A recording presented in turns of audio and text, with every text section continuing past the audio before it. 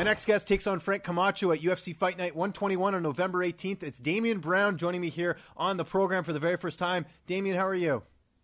I'm good, man. Thanks for having me on. Hey, no problem. Glad to have you here, and I appreciate you doing this. I know you're got double duty with a 7-month-old. How's fatherhood been treating you? It's awesome. I love it. It's testing, but I love it. I wouldn't change it for the world. It tests your patience, doesn't it? Definitely. It tests a lot, yeah. Do you feel like in some ways, does that sort of impact, your fight camp and everything else, just kind of putting things in perspective in that, you're not just fighting for your wife and everything, but you're also fighting for your child? Yeah, look, I mean, as for what you're fighting for, I mean, it doesn't really change that. I fight not to lose.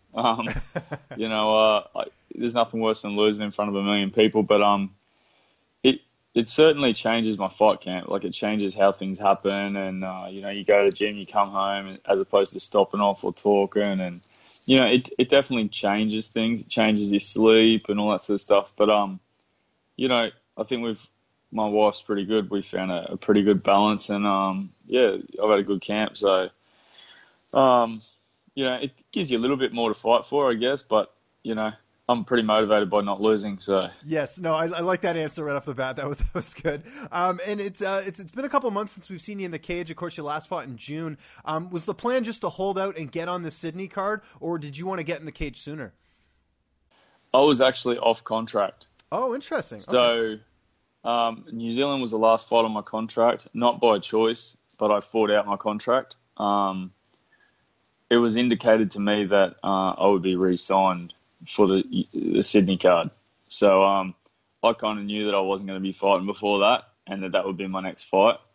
However, it didn't happen as soon as I kind of thought that I would get re-signed, and then that would be my next fight. I only actually got signed probably 4.5 weeks ago. Oh, wow. So I actually only re-signed a new deal 6 weeks out from the event and got an opponent at the same time. So there was a bit of a nerve-wracking sort of time there. I didn't know what was next. I was off work, getting ready for Sydney in the hope that I was going to get my contract. And, Sean Shelby's a man of his word, and it came through. And, I was, like I said, I was off work. I was getting ready for it anyway. But, Sydney was always the plan.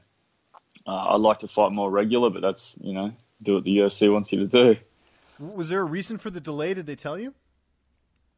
No, they just, I guess, I mean, the UFC has appeared, from the outside to be a little bit, sort of, I guess, under the pump in terms of workload. Like, I think for the matchmakers, the handover from Joe Silva, I mean, he was there for 20 years.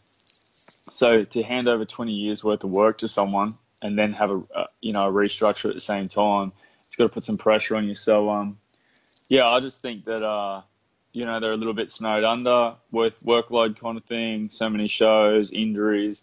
When you think they got a show sorted and they're going to get onto your contract, and all of a sudden someone gets injured, a big name or something like that, and that takes up most of their time. And I think it just gets delayed, but it was indicated to me during that time, that 3 or 4 months, that, just relax, you'll get signed. So, I wasn't too worried about it.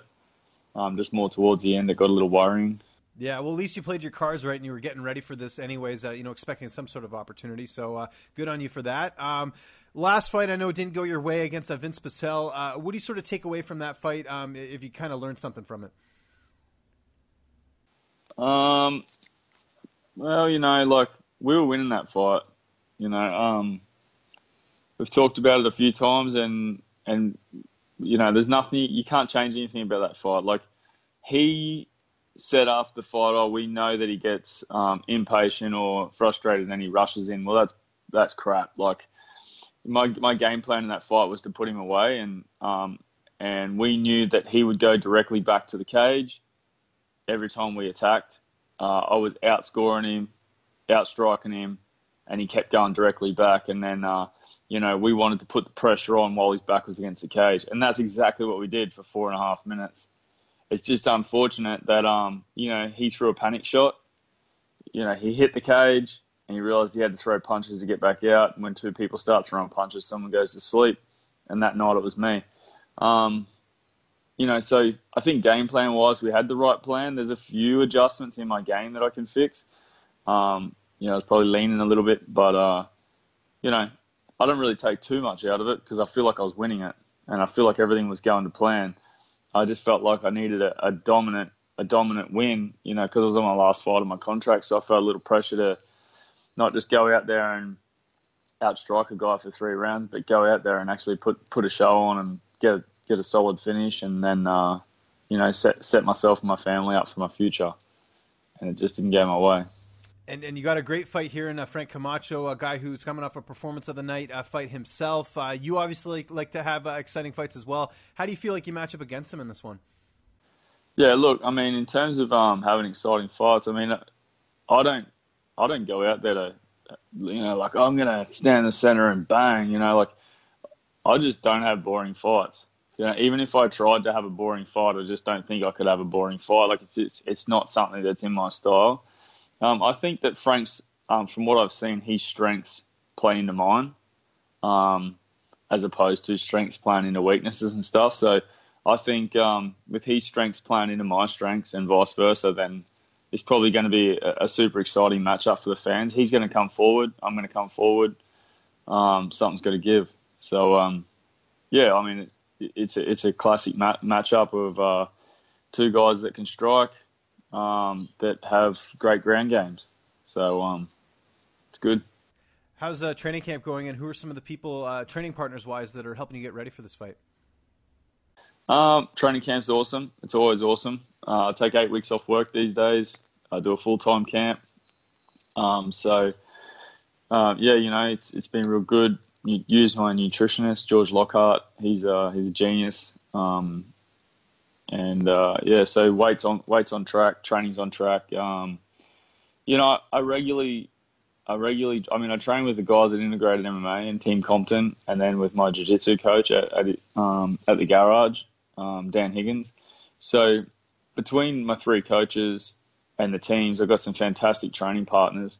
I've spent a significant amount of time grappling with, a few guys, Zach Talbot, Aaron Blackie, Ben Ewan, and striking with Elliot Compton and Adrian Pang. I mean, those 2 guys, Adrian is just, he's a veteran of the sport. There's nothing that the guy can't do to help you in terms of strike, like anything to do with MMA, but especially striking. I mean, he's a weapon.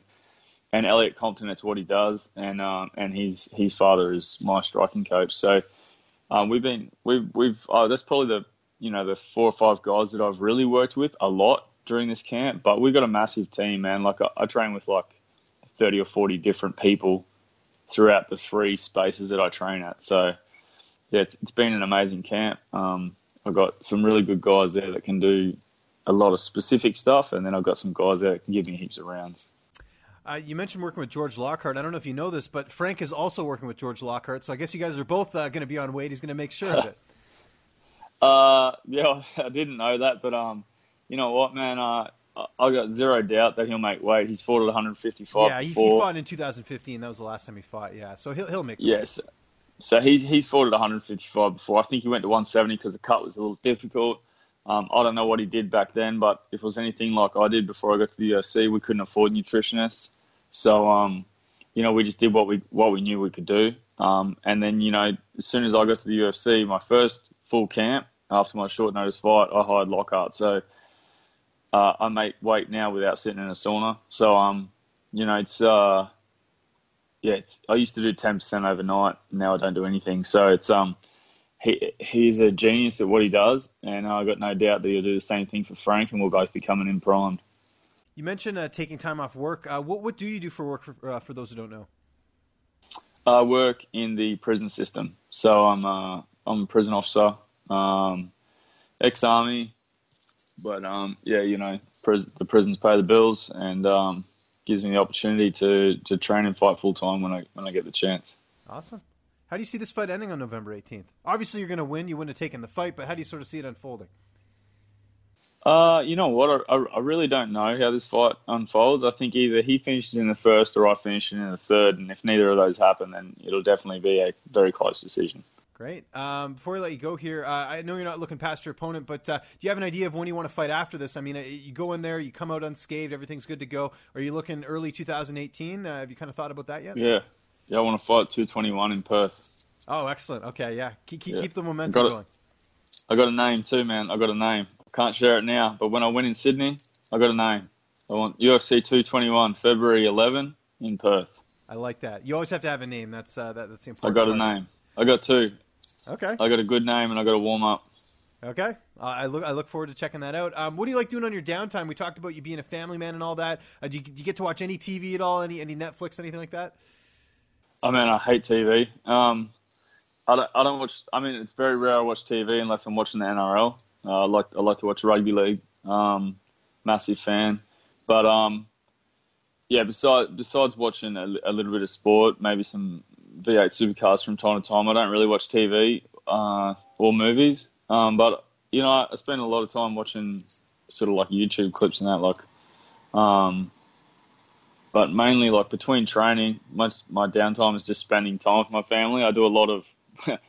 It sounds funny. I do a lot of whatever my wife wants to do. Yes, so I know all what that's all about for sure. You know, like I get a couple of days off, and you know, from training and work or whatever, and I'll be like, "What do you want to do?" And if she wants to go to the shops, man, we go to the shops. If she wants to go to the beach, we go to the beach. So, you know, it's kind of like whatever the people around me that sacrifice all that time for me to train or work, I do what they want to do on their day on their days off. You know, not what I want to do. So yeah, it's pretty much, you know, we just go to the beach, go for a walk along the beach, play with my son, head down to the shops, just anything to chill out, really, go for a coffee. But yeah, I don't really watch TV and that, but I'm a massive fan of the NRL. That's great. Last question before I let you go here. I'm up here in Canada, and of course, everyone has their stereotypes about Canada. You know, we live in an igloos. You know, this type of stuff. What's the one stereotype about Australians that pisses you off, that kind of annoys you? The stereotype about Australians. I don't know, maybe like the Crocodile Dundee movies. Like, is there anything the Foster's beer? Yeah. What's the Outback Steakhouse? Is there anything like that kind of annoys you? Well, it's kind of weird because like every country sort of has a different stereotype of Australia. You know what I mean? Like a lot of people talk about fighting kangaroos and riding them to school. I mean, man, really down here, unless you're in a wildlife zoo or something like that, a wildlife park, like you'd never go near a kangaroo. They're vicious as. Like they will attack you and tear you apart. So yeah, I find that kind of funny that everyone sort of talks about that. But every country's got something different. I just think nothing really annoys me. I just think it's funny, like, because we think stuff about other countries as well.